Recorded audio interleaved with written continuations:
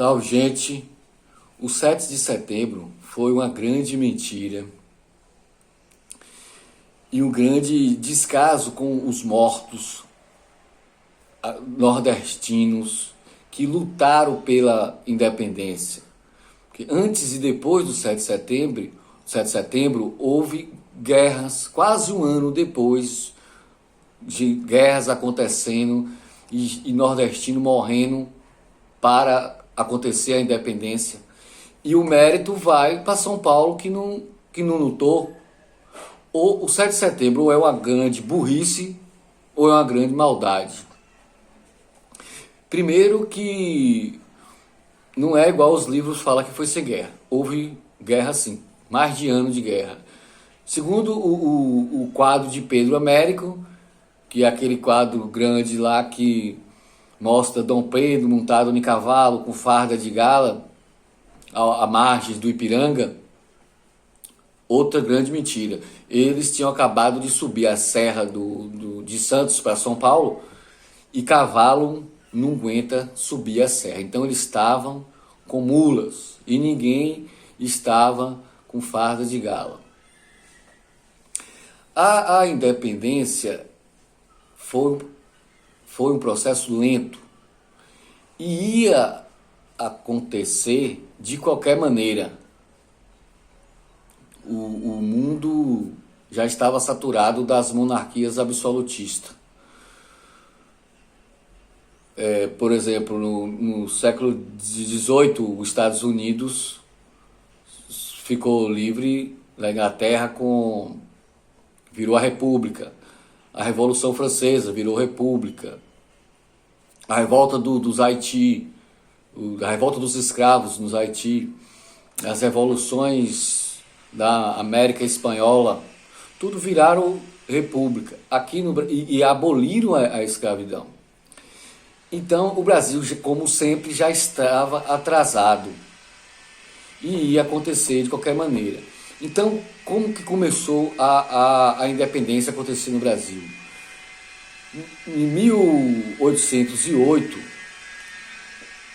os portugueses, Dom João, junto com a corte, com quase 10 mil pessoas, vem para o Brasil com medo de uma invasão de Napoleão Bonaparte, da França, ia invadir Portugal. Então eles, com medo dessa invasão, vêm para o Brasil com mais de 10 mil pessoas, trazendo a corte toda para o Brasil. Então em 1808 eles chegam aqui e aí começa o Brasil a ficar independente, mas já ia acontecer também.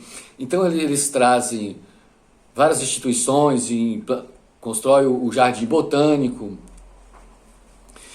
Em 1815 o Brasil já se eleva, já sai de colônia para Reino Unido de Portugal e Algarves, sendo que o Brasil era o mais rico desses três aí. E em 1820, Portugal, acontece uma revolta em Portugal e eles exigem a presença de Dom João VI, senão ele vai perder o reino lá. Então Dom João VI, sabendo que os brasileiros aqui já estavam tramando uma independência, ele exige que Dom Pedro I fique aqui e lidere essa independência, para não perder o Brasil. Então ele vai para Portugal, e aí em 1822 eles mandam para a Bahia o Madeira de Melo, o governador das armas, para substituir o brasileiro aqui em Salvador. Em fevereiro de 1822, ele chega aqui e substitui o brasileiro por português. E essa substituição já provoca um atrito entre os soldados portugueses e os brasileiros. Então vai se acirrando essa rivalidade. Muita gente vai de Salvador para o Recôncavo. E em 19 de fevereiro, o os soldados de Madeira de Melo invadem o convento. Uns dizem que era algumas pessoas esconderam lá dentro, outros que era para pegar o outro soldado de surpresa, descendo para Lapa. E o fato é que Joana Angélica não deixa e fala uma frase que vem ficar famosa aí: só se for por cima do meu cadáver. E o soldado vai e esfaqueia ela, e ela vira mártir da guerra. Mas a guerra vai começar oficialmente no dia 25 de junho, em Cachoeira, que é onde o Exército do Brasil, da Salvação, se reúne para formar contra o Exército de Portugal. Em 25 de junho de 1822, Cachoeira foi atacada por uma embarcação de Madeira de Melo, onde morre o primeiro soldado e onde dá início à guerra. Então, existiu vários personagens interessantes que está escondido ainda. Por exemplo, o Montezuma, Francisco Montezuma, que era um advogado formado, que era baiano, formado em Portugal, em Coimbra, que em 1822 ele já tem 28 anos e monta e vira sócio de um jornal aqui, contra outros 3 jornais que eram a favor de Portugal. Então ele tece críticas pesadas contra esses outros jornais, contra Madeira de Melo, a ponto de Madeira de Melo mandar botar fogo no jornal dele. E ele foge para Cachoeira, se organiza junto com o exército. Depois ele vai para o Rio de Janeiro, conversa com Dom Pedro I, consegue um navio com reforços. Dom Pedro I contrata 2 mercenários, que é o Lord Crook e o Labatut, que tinham experiências com guerra napoleônica, e outro com Simão Bolívar, e manda aqui para gerenciar o exército brasileiro, que não tinha experiência nenhuma com guerra. Então, o exército de Salvador cerca a cidade de Salvador por terra e por mar. Salvador só tem uma saída por terra, o resto é tudo mar. Então, por terra não deixa chegar a carne e pelo mar não deixa chegar a farinha. Então, os soldados do governador Madeira de Melo ficam sem comida. E eles têm armas, experientes com guerra, mas sem comida. E o exército brasileiro sem arma, sem experiência, mas com comida. Então, alguns dizem que chegaram a comer até couro de bota, rato. E esse Montezuma, esse jornalista, que vai para o Rio, depois ele fica no Rio, vira deputado, senador, vira visconde de Jequitinhonha, vira ministro da Justiça, funda o primeiro Instituto de Advocacia dos Brasileiros, que é de onde originou a Ordem dos Advogados do Brasil. E ele era negro,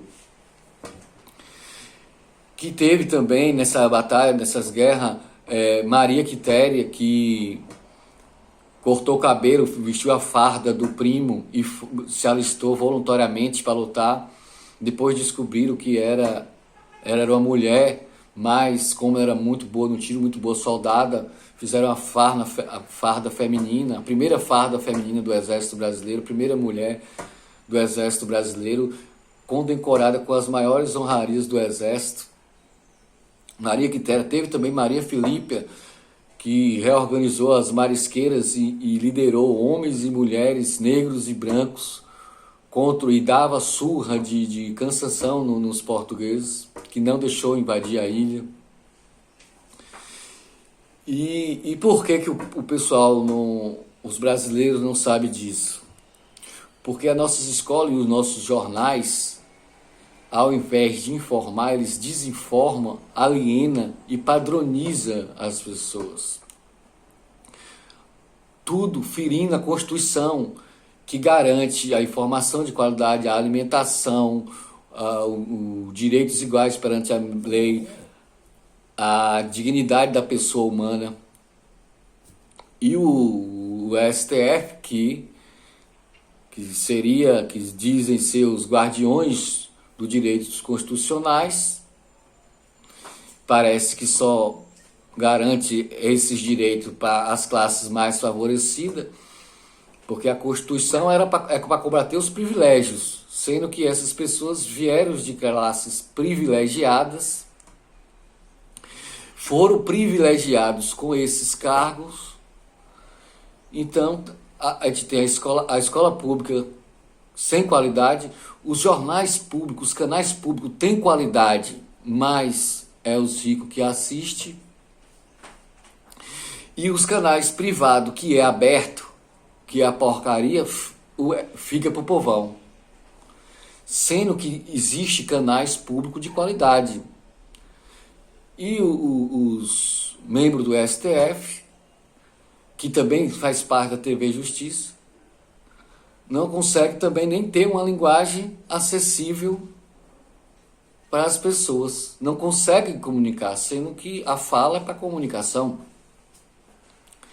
Albert Einstein disse: a pessoa que não consegue falar simplesmente é porque ela não entende.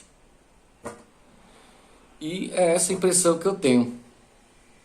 Boa noite a todos.